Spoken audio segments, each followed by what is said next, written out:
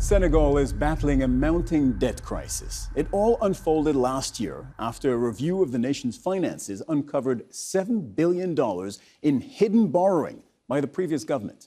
That is more than one-fifth of the country's GDP. Imagine waking up one morning and discovering your country owes far more than you ever knew. Not a little bit more, but entire billions. Debt so large that it matches or exceeds your nation's annual economic output. That is exactly what Senegal confronts today. The revelation has shaken the nation to its core, turning what was once seen as a stable economy into one of Africa's most alarming financial stories.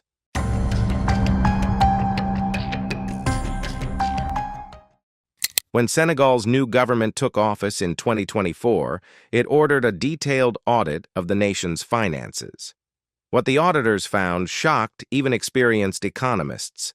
Buried deep in the books were billions of dollars in undisclosed loans, about $7 billion in total, that had been hidden by the previous administration.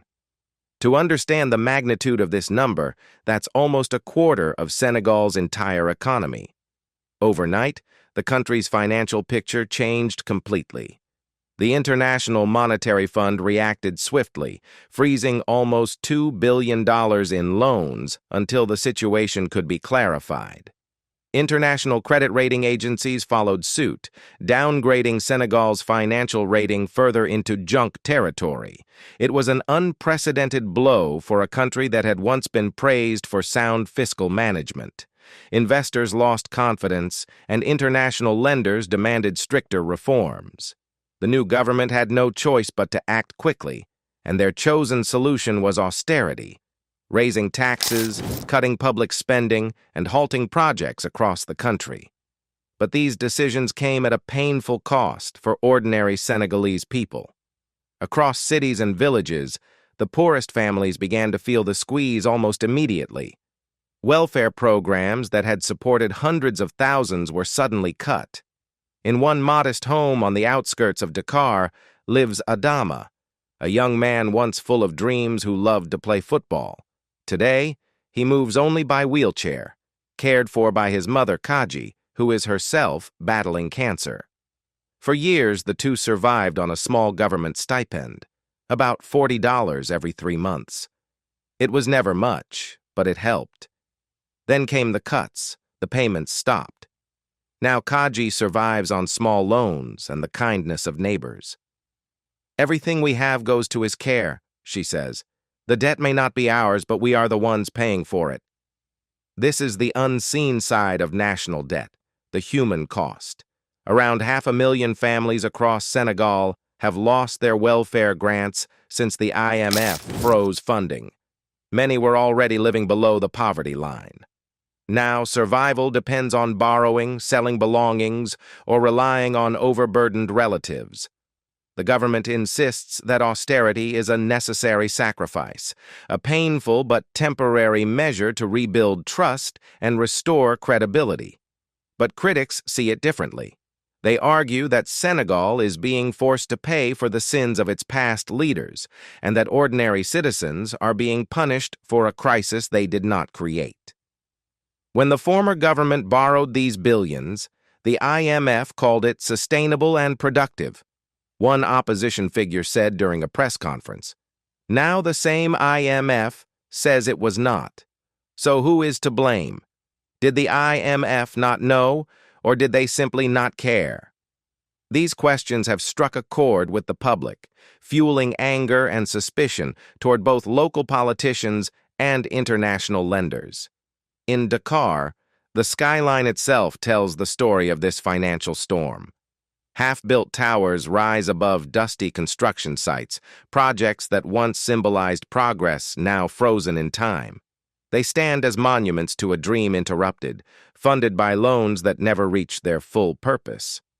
Most of Senegal's debt, in fact, is owed not to foreign powers, but to local banks. That means the crisis reverberates inside the country. When the government delays payments or cancels contracts, it's Senegalese workers, engineers, and small business owners who lose out. The Prime Minister insists that these sacrifices are essential to stabilize the economy. taxes have been raised, new visa fees introduced, and several development projects postponed. Yet, for many, these measures feel like suffocation. Food prices have risen, fuel costs have climbed, and daily essentials are harder to afford. One market vendor in the Medina district summed it up plainly. "We are being told to tighten our belts, but for many of us, there is no belt left to tighten." Still, the government remains hopeful that this painful phase will eventually pay off. Officials believe that once confidence returns, the IMF will resume funding and foreign investors will come back. But economists warn that austerity, if pushed too far, could do more harm than good. By cutting spending, the government risks slowing growth, reducing employment, and shrinking the very tax base it relies on to repay its debts. It's a dangerous cycle that could trap the country in long-term stagnation. According to African economist Gospel Ole from the Nigerian think tank Streetnomics, Senegal's troubles go deeper than simple mismanagement. The real issue, he explains, is not just about borrowing. It's about accountability. Across Africa, public borrowing is often poorly monitored. There's little transparency about where the money goes, and weak institutions make it easy for debts to pile up unnoticed. Unless that culture changes, crises like this will keep happening. He adds that austerity might be necessary in the short term, but it cannot be the long-term solution. Senegal has to focus on fixing leakages in its financial system. That means tightening oversight, enforcing transparency, and ensuring that public money is used for development, not wasted through corruption or inefficiency. Some analysts have floated the idea of debt forgiveness, similar to what Nigeria achieved in 2003 when part of its debt was canceled by the Paris Club. But that option appears remote for now. Senegal's debt, now exceeding its entire GDP, has scared off potential creditors. International lenders will not consider forgiveness unless they see real evidence that the government can manage its finances responsibly. That means years of reform before such a possibility even becomes realistic. Meanwhile, the country's social and economic challenges keep mounting. Over half of Senegal's population still lives below the poverty line, and youth unemployment remains alarmingly high. Cutting public spending under such conditions risks increasing inequality and unrest. If the government doesn't balance its economic recovery plan with social protection, the cost of stability may be too high for ordinary citizens to bear. There is, however, a glimmer of hope. Senegal recently joined the ranks of oil and gas-producing nations. For years, this has been seen as a potential game-changer for the country's economy. The new oil and gas projects could generate billions in revenue over the coming decades. But experts caution that without proper management, this new wealth could easily become another curse. Nigeria's example looms large, a nation rich in oil, but still struggling with poverty and dependency because of poor local refining and mismanagement. If Senegal wants to avoid that fate, it must invest in processing its resources domestically, build refineries, and use its oil income transparently to fund long-term development. The key, experts say, is to diversify the economy. Relying solely on oil or external borrowing is risky.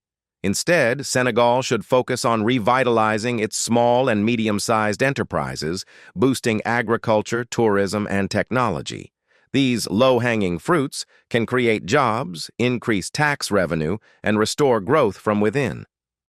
Yet, beyond economics lies a deeper question. Who will be held accountable for the hidden debts? The Senegalese people did not borrow this money, yet they are the ones repaying it through higher taxes and fewer services. Civil society organizations are demanding investigations and prosecutions for those who mismanaged or concealed the loans. Many believe that justice and transparency must come before recovery. Otherwise, history will repeat itself. The path forward is narrow and uncertain. Senegal must restore confidence with international partners without crushing its citizens under the weight of austerity.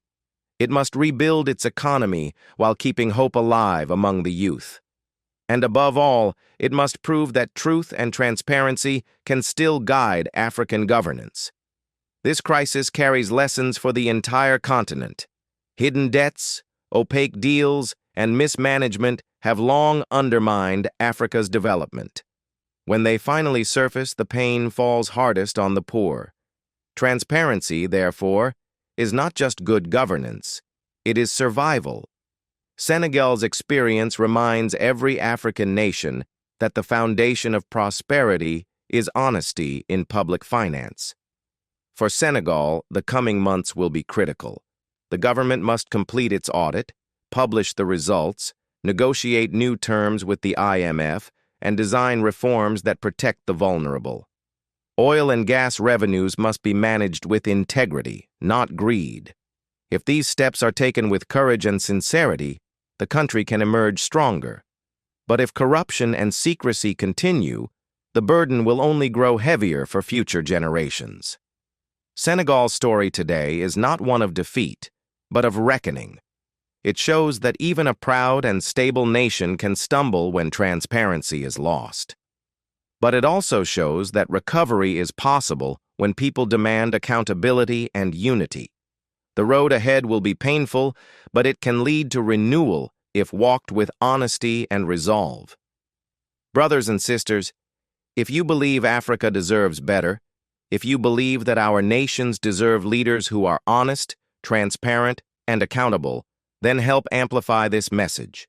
Like this video, subscribe to Voice of Africa, and share this story so more people understand what's really happening in our continent. Because Africa's future depends not just on loans or aid, but on truth, integrity, and the will of its people. The storm in Senegal is fierce, but storms do not last forever. Out of this crisis may come a new beginning, a chance to rebuild stronger, fairer, and more united. And perhaps one day when we look back, this painful moment will be remembered not as a fall, but as the rise of a new era of African responsibility.